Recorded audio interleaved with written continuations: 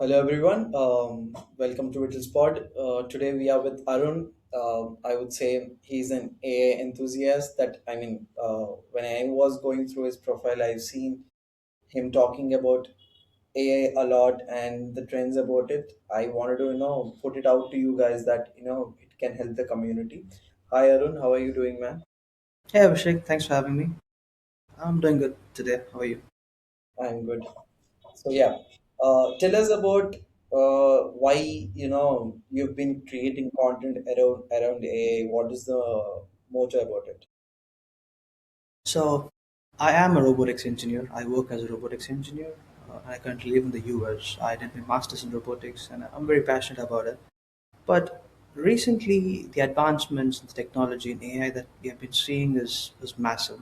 And I felt we can't take it easy or take it light because it's got a huge potential to revolutionize almost every industry possible. Um, if you had told me 5 years ago AI agents can code, detect, diagnose diseases, develop websites, can write software, I would have just laughed at your face. But today it's all possible. We're able to do it. We have AI systems diagnosing um, diseases. We have AI agents writing code, building websites 24 by 7 around the clock. So I felt this transition is not so smooth because 5 years is such a short time. Even 5 years is too much because ChatGPT was released to the outside world in 2022 around November or December, I guess. If memory is right.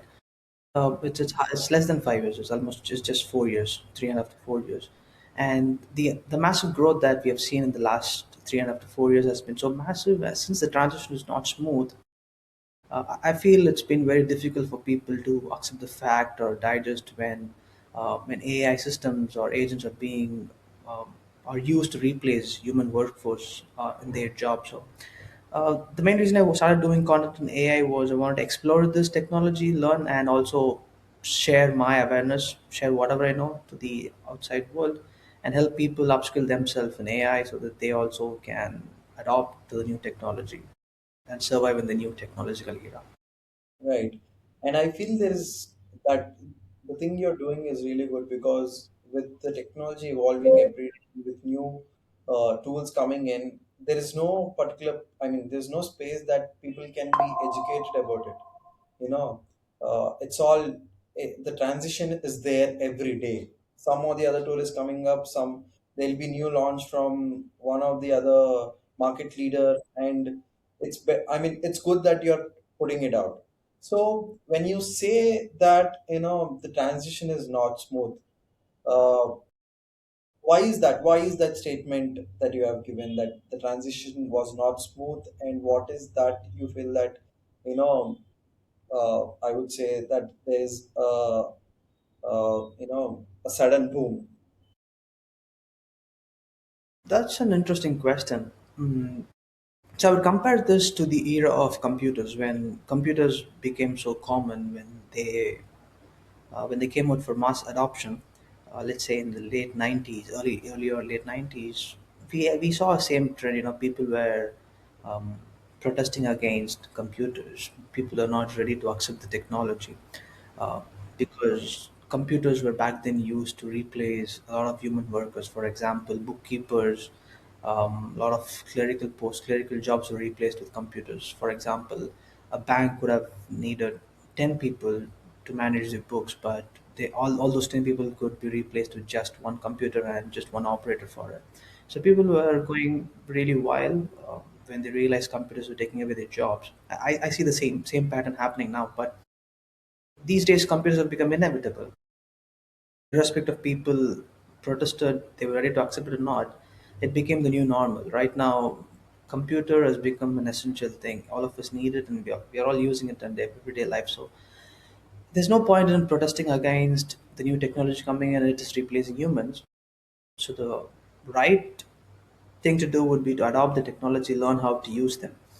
So the reason why I said the transition is not smooth is nobody saw this coming. And if, let's say, if it had happened in a gradual pace, step by step, people would have got prepared. So um, getting used to these tools or getting an idea on how to use these AI tools or how to navigate it is a little challenging. Not I don't feel everybody is exposed to it. Not everybody can do it. For let's say somebody who has been um, I'm not saying you gotta be tech savvy to use them, but still, it needs a little bit of guidance. When these tools rolled out, maybe the Gen Zs and Gen Alphas, they were quick enough to adapt to it, but the Millennials, baby boomers, and the previous generations, I feel they find it a little difficult to adapt to it because of the conversations that I had with the 40 years and 50 years old. Um, Yeah, they still they didn't have much idea on what the technology could do, what it is possible. Whenever they see an image, and when I tell them it's AI generated, they just taken by awe, and it's very hard for them to believe that AI is able to generate such authentic, such realistic images. This is just one example. So just imagine somebody who's in their 50s and they get replaced by AI in any profession. So it's very hard for them to digest it, and it's very hard for them to even um, get used to the technology. So that's what I meant. The transition is not smooth. So if, let's say if this entire advancement happened over a period of 10 or 15 years, because the computers we use these days, the mobile phones that we use these days, they didn't happen overnight. The cell phones back in 90s were very bulky, and for us to get the first touchscreen phone, to get the first iPhone, it took almost 10-15 years, yeah, ever since the first commercially available cell phone was made.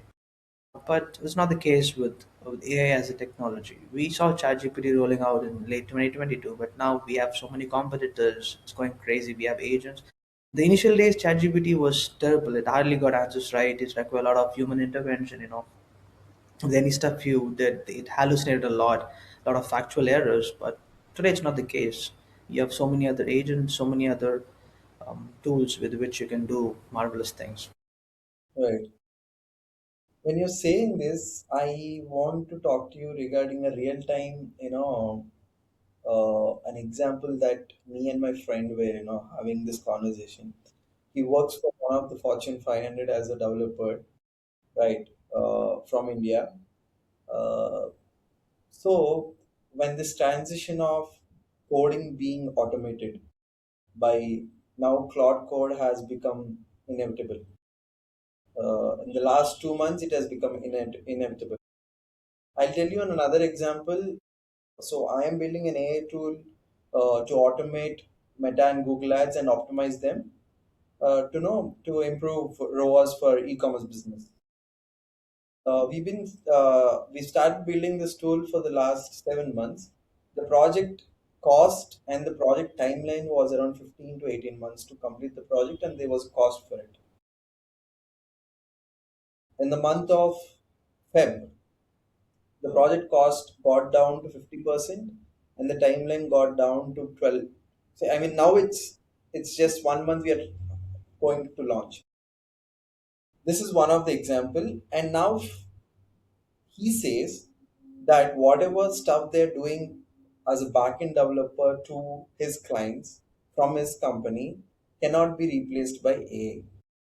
Can you give us a brief about this? What is going to be the future of backend developers in coding? Is it going to be the same when you said 10 people is needed, now 2 to 3 guys who knows how to use cloud code and put it in right place and it's done? Okay.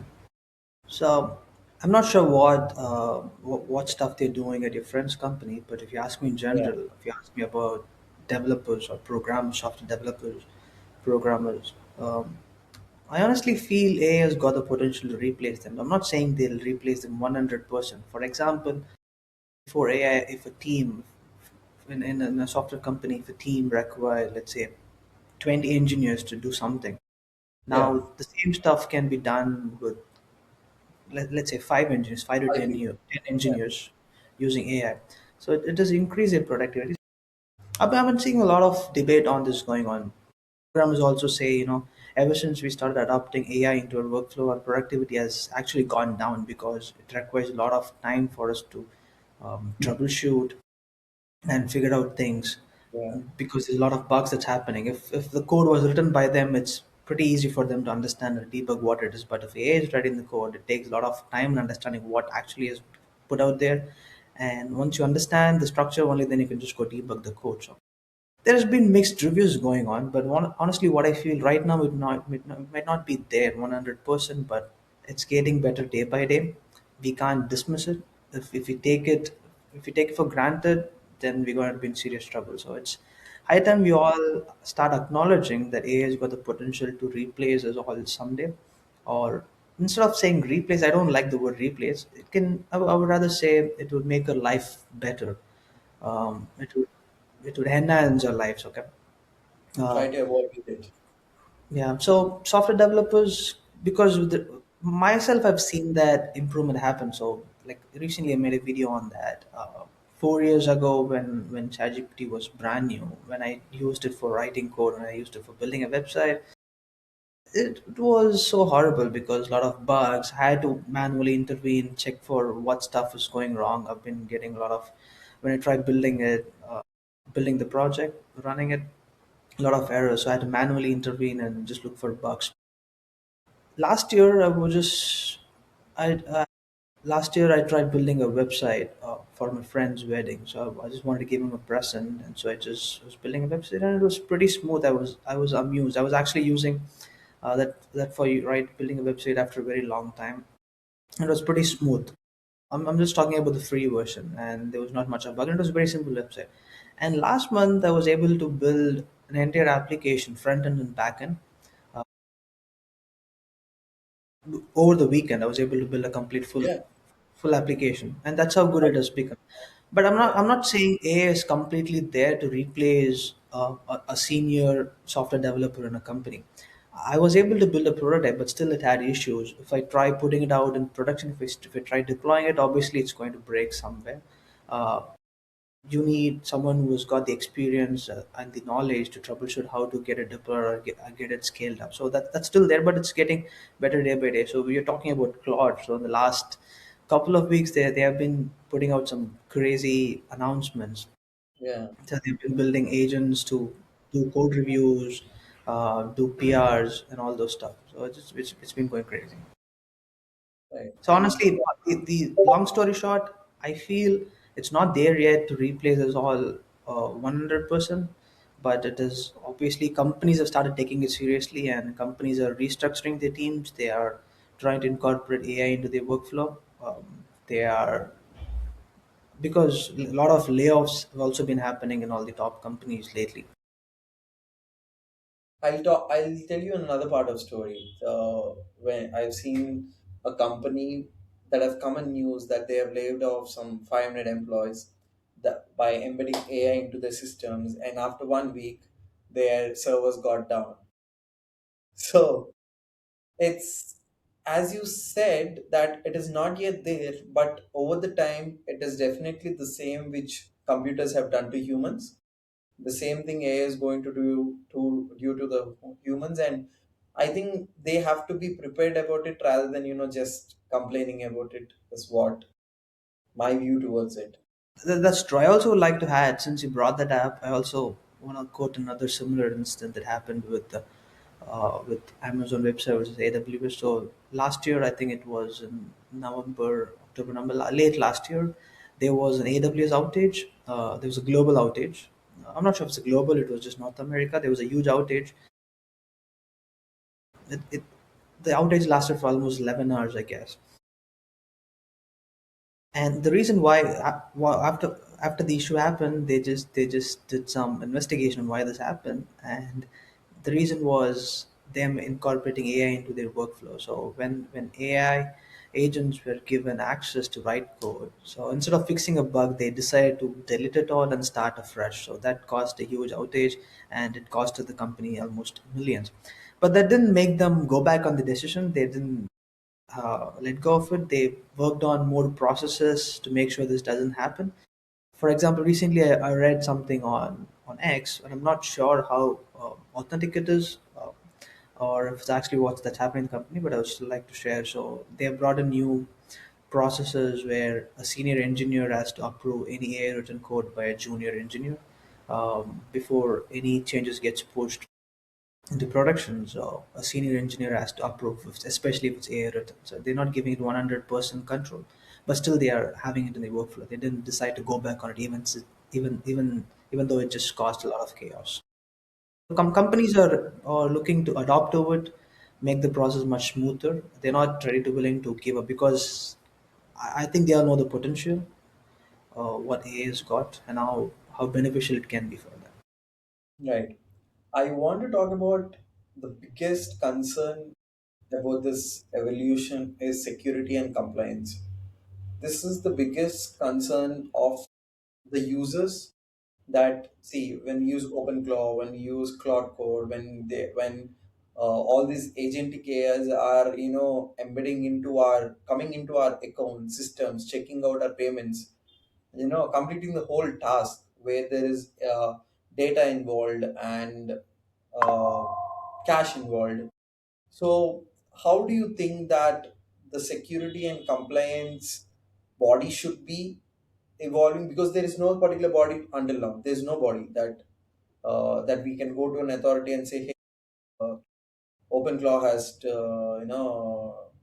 just swiped my card for $1,000. Who is going to take my uh, you know complaint?" And how are founders or the companies are trying to handle this? See, that is not fair that OpenClaw just goes and swipes my card for $1,000. How is that fair for me as an user? So what do you think about this? Okay, since you brought up OpenClaw, let me just give you some clarity to you as well as the audience. Um, if you're planning to use OpenClaw, use it with caution because it has got a lot of security vulnerabilities. It is someone's weekend project. That's how it started. OpenClaw, someone else's side project. They just want to wipe code something, and it was an experimentation. And it has got a lot of security vulnerabilities. It's not tested extensively. So when you're trying to run it, make sure you run it inside a sandbox, like a virtual box, or you run it on a separate computer which doesn't have any of your Yeah, data, because there were so many stories where a lot of data was compromised. yeah, But other well-written products or well-developed products, for example, other AI tools, they don't have such vulnerabilities, but still there are some data risks involved. Um, so most of the companies, all the agents or all the AI agents, all the AI companies, there's something called an MCP. It stands for Model Context Protocol. That is one framework which they use, with which you can just isolate your uh, data. Your data stays local. It's not exposed directly to the LLM, or it's not shared anywhere to the cloud or to any third-party sources. So there are so many methods that are incorporated to make sure your data is private and safe. Um, it's the same as using social media. So you're uploading anything on social media, it's going on to some third party cloud. Your data is compromised. It's not safe. So that's the same with using any LLM. You use Gemini, ChatGPT, Claude, anywhere. So it's just being shared into their the data is shared to a third party, and most of them use it for training their models. So it's to the users. The users got to be more careful in what stuff they're sharing. So don't share any private information like your social security, bank account, or date of birth, phone number, address, and stuff. Make sure you're very careful with that. And addressing the next point that you said, obviously there got to be some governing body that has to overlook these features, safety and stuff. Since I said this technology is fairly new, and the growth which it has seen is so massive, and it's in a very short duration. Nobody was prepared for it, so it's all happening in the back end, and I feel very soon as it's going to be out there. Some governing body, maybe some international bodies, and above all, the companies got to be more ethical with this. They got to be more transparent on how the users' data is being used. So I hope I answered your question. yeah, yeah, yeah. I'm just taking that call of you, that which is that governing body coming in again. It's just US body sitting down there and telling the world that you have to do this, you have to do that. But yeah, uh, when I say Claude, ChatGPT, Perplexity, Gemini, How do you rank these? And I mean, what do you suggest for someone who is confused of what they have to use, which tool?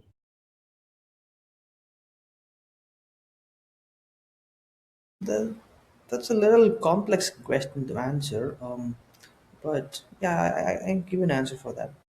So it comes down to your convenience, first point, whichever tool you're comfortable with.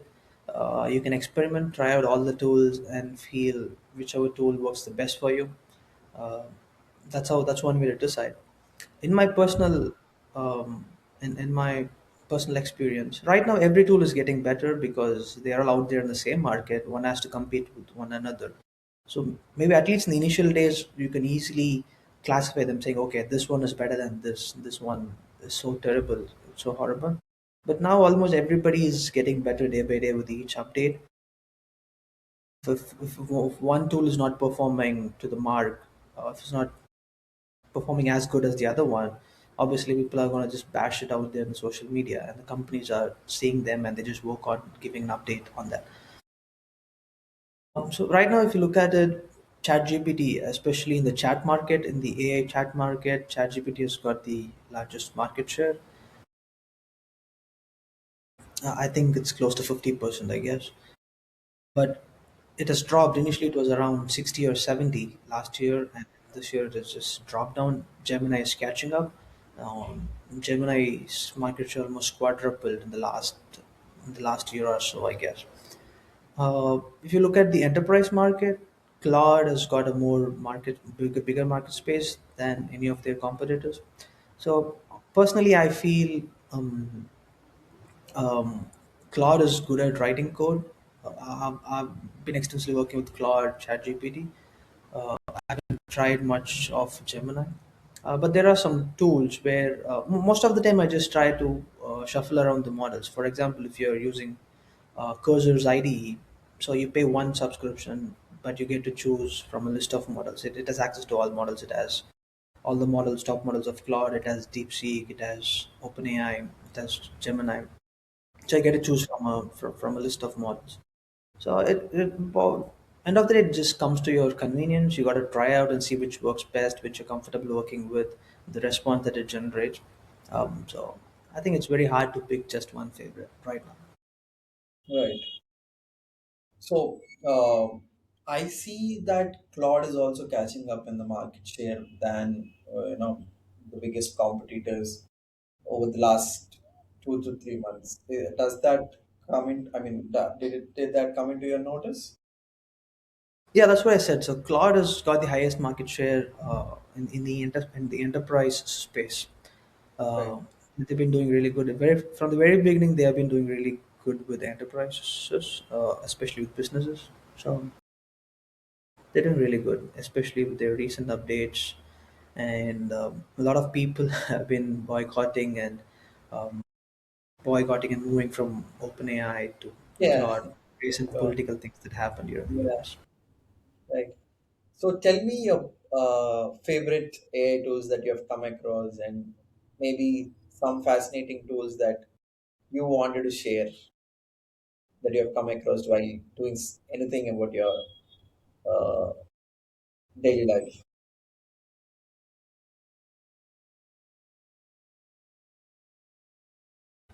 I use a lot of N8N for automating my stuff, especially with my content creation. I've developed an automation system where once I write the script, everything else is automated. So writing caption, posting them, scheduling them, and just sharing it with my team and stuff. N8N is a really good automation tool if you want to get started, and it has also options to. If you want to host N8N on their website, you gotta pay a premium for it, but you can also host it locally on your computer, which is free. So you can automate any of your stuff for that. And I use Google's NotebookLM for studying. If I want to study some new concept, and if it's a lot of pages, and I don't have the time, I want to just get an understanding or a quick overview of what it is, I just drag and drop the book, the the content material into NotebookLM, and they just summarize it. So they got amazing features like you can get an audio overview, It gives you a video overview. There's also a beta feature where it generates an actual video um, based on that content. I didn't test it out yet, but I recently saw there was an update. Yeah. That's one thing. And recently, I also read a lot of research papers. I recently also saw a beta version with Google Scholar where they introduced an AI feature for searching for research papers, which is also pretty good. And there is an an interesting website called there is an AI for that. So you go to the website. It has a list of all the AI tools that exist. So you can just search there if you want anything for you can just choose for what purpose. For example, you're looking for tools for generating images. Click on it. It lists all the available tools. If you want something for audio generation, you want something for coding, it lists everything. So uh, it's called there's an AI for that. There is an AI for that. There's an AI for the .com. Oh, I So haven't heard about it. yeah, that's like a search engine for AI For tools. You go tools, there, okay. you can just search for any stuff that you want. It's right I'll out there. put You my can just list as well there. Thanks for letting sorry, us know. I didn't get that. I have to list as well there. Yeah, Mine too. I think you can add your tool there. I think there's a form that you can submit so that your tool gets added there. Nice. I mean, this is something which I didn't know. Thanks for letting us know. And I think we had a pretty long discussion about a lot of things about around AI, and I feel this conversation has helped a lot of our community of founders. And thanks for your time, Arun. And definitely, with things changing around so quickly, I think we can sit down after 6 months and talk about many other things as well, which has happened in the industry. And let's do another one again after 6 months and talk about this. Sure, Abhishek, and thanks for your time and thanks for the opportunity. It was nice Thank talking you, to you. man. Thank you. I'll see you. Have a great day.